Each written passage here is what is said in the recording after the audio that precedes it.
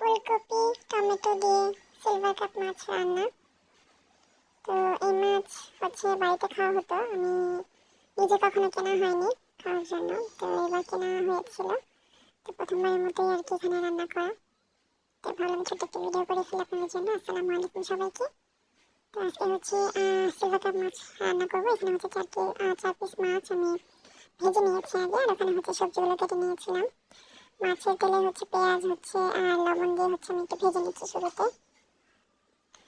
সবজি বলতে এখানে ফুলকপি আলু আর টমেটো আমি কেটে রেখেছি আগে। পেস্টটা একটু নরম নরম হয়ে আসা পর্যন্ত আমি একটু ভালো করে ভেজে নেব।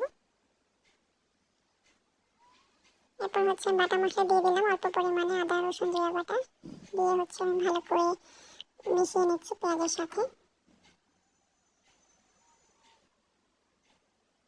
এরপর আমি গুঁড়া মশলাগুলো অ্যাড করবো, হলুদ মরিচের গুঁড়া ধনিয়া গুঁড়া দিয়ে আমি ভালো করে একটু মিশিয়ে নেব। যেহেতু মশলাটা পোড়া না লাগে তাহলে আমি জন্য একটু পানি দিয়ে দিলাম, দিয়ে আমি ভালো করে এটাকে একটু মিশিয়ে নিচ্ছি।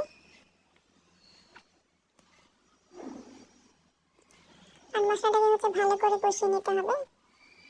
কষানো হয়ে গেলে তো আমি সবজিগুলো দিয়ে দেবো শুরুতেই, দিয়ে আমি ভালো করে একটু মিশিয়ে নেব এবং মশলার সাথে কিছুক্ষণ কষিয়ে নেব। একটু আমি পানি অ্যাড করবো আর কি, যেন ভালো মতো সেদ্ধ হয়। আমার কষানো হয়ে গিয়েছিল, তারপর আমি পানি দিয়ে দিলাম। এখন আমি এটা ভালো করে একটু সেদ্ধ করে নেব, যেন সবজিগুলো সব সেদ্ধ হয়ে যায়। এই তো আমার সবজিগুলো সব সেদ্ধ হয়ে গেছে। এখন এতে আমি আরও কিছুটা পানি দিয়ে মাছগুলো দিয়ে দিলাম।